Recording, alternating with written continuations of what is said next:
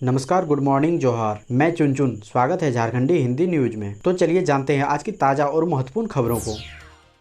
आज की पहली और बड़ी खबर, डेल्टा म्यूटेंट के बाद अब डेल्टा प्लस म्यूटेंट ने बढ़ाई चिंता। केंद्र सरकार ने झारखंड को किया आगाह, दिया ये निर्देश। झारखंड में कोरोना की दूसरी लहर में कहर बरपाने वाला डेल्टा म्यूटेंट के बाद अब डेल्टा प्लस म्यूटेंट ने चिंता बढ़ा दी है। केंद्र सरकार ने महाराष्ट्र, केरल और मध्य प्रदेश में डेल्टा प्लस की पुष्टि होने के बाद झारखंड को सावधान करते हुए विशेष एहतियात बरतने को कहा है। रांची के रिम्स के माइक्रोबायोलॉजी विभाग के एचओडी डॉक्टर मनोज कुमार बताते हैं कि कोरोना गाइडलाइन का पालन ही इससे बचाव है, लापरवाही नहीं बरतें। आपको बता दें कि केंद्र सरकार ने झारखंड सरकार को भेजे गए पत्र में कहा है कि डेल्टा प्लस के कारण तीसरी लहर आने की आशंका है। ऐसे में इसकी रोकथाम के उपायों पर जोर देने की जरूरत है।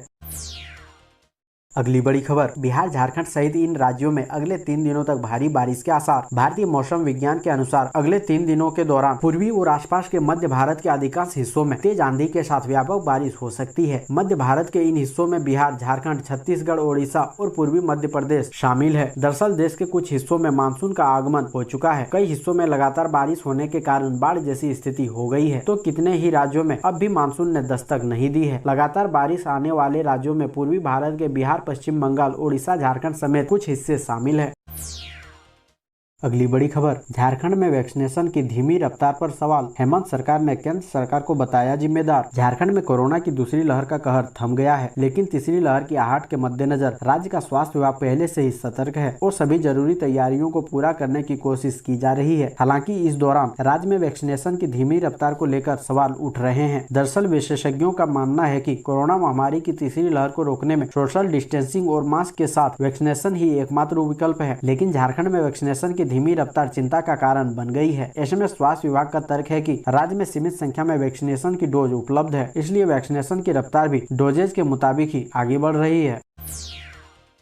अगली बड़ी खबर, झारखंड में घंटी आधारित शिक्षकों को रखने की प्रक्रिया शुरू। राज्य सरकार ने सभी विश्वविद्यालय से मांगी जानकारी। राज्य के सभी विश्वविद्यालय व कॉलेजों में स्नातक के बाद अब स्नातकोत्तर विभागों में भी अनुबंध पर घंटी आधारित शिक्षकों को रखने की प्रक्रिया शुरू हो गई है। नियमित नियुक्ति में हो रहे विलंब को देखते हुए राज्य सरकार ने यह फैसला लिया है। इस बाबत उच्च शिक्षा विभाग के संयुक्त निदेशक बिंदु माधव प्रसाद सिंह ने सभी विश्वविद्यालय के रजिस्ट्रार को पत्र भेजकर स्नातकोत्तर विभागों में स्वीकृत पद, रिक्त, कार्यरत आदि की शीघ्र विस्तृत जानकारी मांगी है। संयुक्त निदेशक ने रजिस्ट्रार से ईमेल द्वारा भी विस्तृत जानकारी मांगी है। मालूम हो कि राज्य सरकार द्वारा घंटी आधारित शिक्षकों को प्रत्येक घंटी के आधार पर 600 रुपए और अधिकतम एक माह में 36,000 रुपए की भुगतान करने का निर्देश दिया है, जबकि सेवानिवृत्त शिक्षकों को प्रति कक्षा 300 रुपए दिए जाने का प्रावधान है। राज्य सरकार शीघ्र ही घंटी आधारित शिक्षकों को एक मुश्त मानदेय देने की प्रक्रिया शुरू कर रही है। दोस्तों, अभी तक वीडियो को लाइक नहीं किए हैं तो कृपया करके लाइक जरूर करें।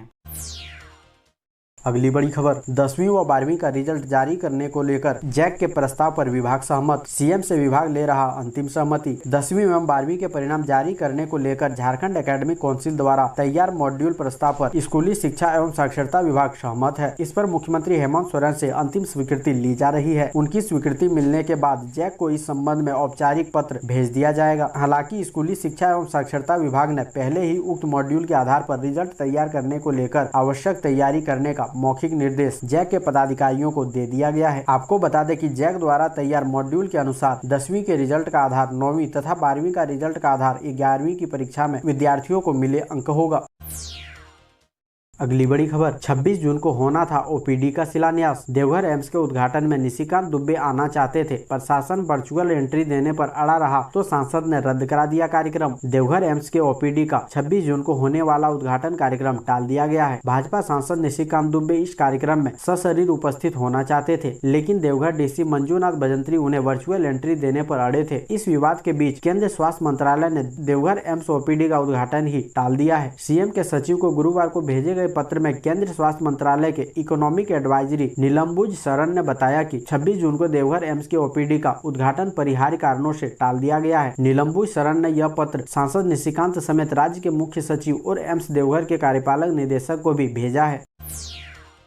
अगली बड़ी खबर, 5.8 लाख ग्रामीण उपभोक्ताओं से बिजली वितरण निगम ब्याज रहित किस्तों में लेगा बकाया बिल। बिजली वितरण निगम के अनुसार ग्रामीण इलाकों में करीब 5.8 लाख बिजली उपभोक्ताओं का बिल बकाया है। इसमें से कई ग्राहक ऐसे हैं जिन्होंने कई महीनों से विभिन्न कारणों से बिजली का भुगतान नहीं किया है। ऐसे ग्राहकों को प्रोत्साहन करने और राहत देने की बिल की वसूली के लिए रांची नगर निगम ने एक मुफ्त जमा योजना की शुरुआत की है। इसके लिए शुक्रवार से विभिन्न इलाकों में समाधान कैंप लगाया जा रहा है। इस योजना के तहत कोई भी ग्रामीण ग्राहक विद्युत उपभोक्ता 31 मई तक का अपना बकाया बिल ब्याज रहित जमा कर सकता है। अगली बड़ी खबर, रांची से लद्दाख तक करेंगे बाइक रैली। कोरोना टीका से जुड़े भ्रम को दूर करना है मकसद। कोरोना टीका को लेकर फैले भ्रम को दूर करने के लिए रांची के 11 युवा बाइक से ही लद्दाख के लिए रवाना हो गए। युवाओं का यह दल बुलेट से रांची से लद्दाख तक सफर करेंगे। इस दौरान हर जिला के गाँव में रुकेंगे और लोगों को कोरोना टीका से जुड़े भ्रम को दूर करने की कोशिश करेंगे। इसलिए युवाओं ने अपनी इस रैली को वैक्सीनेशन इंडिया राइड नाम दिया है।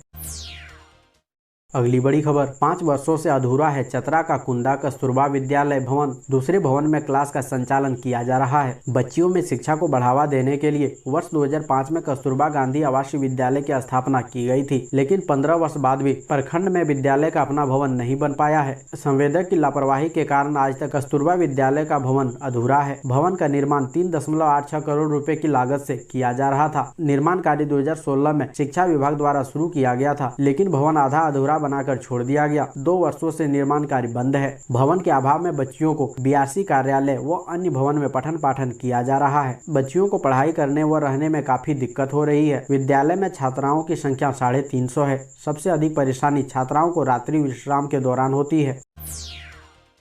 अगली बड़ी खबर, 40 करोड़ राशि से भागलपुर गोड्डा के बीच बनेगा 4 लेन पुल। NH भी बनेगा। बांका के 230 गांव में होगा भू अर्जन। भागलपुर और गोड्डा के बीच नेशनल हाईवे 333A पर पंजवारा में 4 लेन पुल का निर्माण होगा। 60 साल पुराने 2 लेन पुल जर्जर होने के कारण चलने लायक नहीं रह गया है। इसलिए जर्जर 2 लेन पुल को तोड़कर पुल बनेगा। इस पुल को तोड़कर 4 लेन पुल बनेगा। इस पुल के निर्माण में 40 करोड़ रुपए खर्च होगा। इस पुल के निर्माण के लिए भूमि अधिग्रहण के लिए केंद्र भूतल परिवहन एवं राजमार्ग मंत्रालय द्वारा गजट प्रकाशित कर दी गई है। पुल का निर्माण इंजीनियरिंग प्रोक्यूरमेंट कंस्ट्रक्शन मोड पर होना है। अगली बड़ी खबर, साहिबगंज की महिला दरोगा रूपा तिर्की की संदेहास्पद मौत मामले की न्यायिक जांच शुरू। साहिबगंज की महिला दरोगा रूपा तिर्की के संदेहास्पद मौत के मामले की न्यायिक जांच शुरू हो गई है। सेवानिवृत्त न्यायाधीश विनोद कुमार गुप्ता के नेतृत्व में पूरे मामले की जांच चल रही है। शुक्रवार को डीजीपी नीरज सिन्हा ने इस मामले में अब तक की जाँच से सेवानिवृत्त न्यायाधीश विनोद कुमार गुप्ता को अवगत कराया। वहीं बाहर निकलकर डीजीपी ने मीडिया को बताया कि यह उनकी औपचारिक मुलाकात थी। गौरतलब है कि इससे पहले झारखंड की राज्यपाल द्रौपदी मुर्मू ने 7 जून को राज्य के पुलिस महानिरीक्षक सह पुलिस महानिदेशक नीरज सिन्हा को राजभवन बुलाकर साहिबगंज की महिला थाना प्रभारी रूपा तिर्की के संदेहास्पद मृत्यु की घटना के संदर्भ में किए जा रहे अनुसंधान की अद्यतन स्थिति की जानकारी ली थी। राज्यपाल ने डीजीपी को अनुसंधान को सही दिशा प्रदान करने का निर्देश दिया था।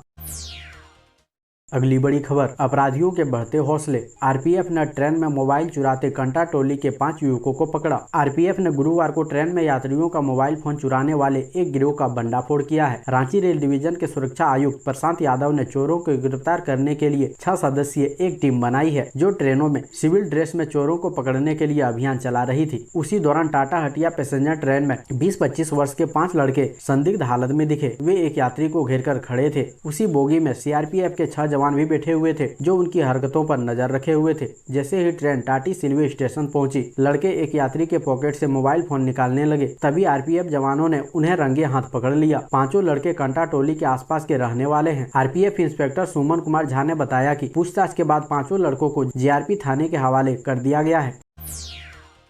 अगली बड़ी खबर, मैनहट्ट से सबसे बड़ा है झारखंड राज्य स्थापना दिवस के अवसर पर हुए टॉफी, टी शर्ट, गीत संगीत, साज सज्जा घोटाला। विधायक सरयू राय ने मुख्यमंत्री को लिखा पत्र। जमशेदपुर पूर्वी के विधायक सरयू राय ने एक और लेटर बम फोड़ा है। मैनहट्ट परामर्शी को हुए भुगतान में अनियमितता एवं भ्रष्टाचार के मामले में पूर्व मुख्यमंत्री रघुवर दास को नोटिस भेजे जाने के बाद विधायक सरयू राय ने एक और पत्र मुख्यमंत्री हेमंत सोरेन को भेजा है। इसमें बताया गया है कि झारखंड राज्य स्थापना दिवस 2016 और 2017 में टॉफी, टी शर्ट, गीत संगीत, साज सज्जा के नाम पर लाखों रुपए का घोटाला हुआ है। इस घोटाला के सभी केंद्रीय पात्र जमशेदपुर से जुड़े हैं। यह घोटाला वर्ष 2016 और 2017 में 15 नवंबर को हुए झारखंड राज्य स्थापना दिवस समारोह के आयोजन में स्कूली बच्चों के बीच टॉफी, टी शर्ट बांटने और गीत संगीत की महफिल सजाने तथा रांची शहर की साज सज्जा से संबंधित है।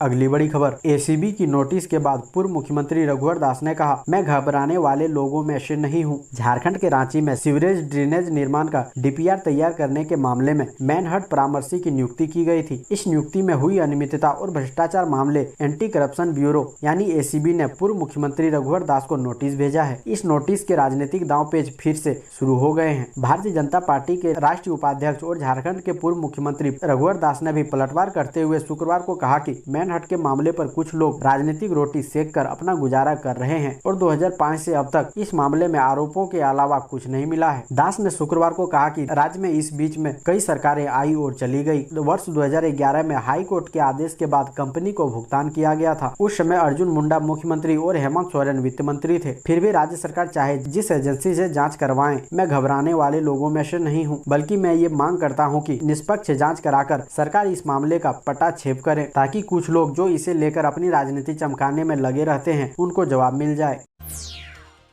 अगली बड़ी खबर, कोरोना का डेल्टा वेरिएंट 85 देशों में फैला, WHO की चेतावनी, ये मचा सकता है तबाही। कोरोना की दूसरी लहर अब थोड़ी थमसी गई है, लेकिन खतरा अभी टला नहीं है। एक्सपर्ट बार बार तीसरी लहर की चेतावनी दे रहे हैं। इस बीच विश्व स्वास्थ्य संगठन ने कोरोना के डेल्टा वेरिएंट को लेकर पूरी दुनिया को आगाह किया है। WHO के मुताबिक डेल्टा वेरिएंट अब तक दुनिया के 85 देशों में फैल चुका है और ये ट्रेंड जारी रहा तो फिर कई और देशों में तबाही मचा सकती है। बता दें कि कोरोना के ये वेरिएंट दूसरे के मुकाबले काफी तेजी से फैल रहा है। WHO की तरफ से जारी कोरोना के साप्ताहिक अपडेट में कहा गया है कि कोरोना का अल्फा वेरिएंट 170 देशों में फैल गया है। बीटा 119 देशों को परेशान कर रहा है, जबकि 71 देशों में गामा वेरिएंट मिले हैं। WHO के मुताबिक पिछले 2 हफ्ते के दौरान डेल्टा वेरिएंट 11 नए देशों में फैला है। विश्व स्वास्थ्य संगठन ने कहा कि अल्फा, बीटा, गामा और डेल्टा की बारीकी से निगरानी की जा रही है। डेल्टा वेरिएंट अल्फा के तुलना में काफी अधिक तेजी से फैला है और अगर मौजूदा ट्रेंड जारी रहता है तो ये और कई देशों में बड़े पैमाने पर फैल सकता है। ऐसे ही महत्वपूर्ण खबरों को जानने के लिए हमारे चैनल को सब्सक्राइब जरूर करें। अब हमें दीजिए इजाजत, मिलते हैं अन्य महत्वपूर्ण खबरों के साथ। धन्यवाद।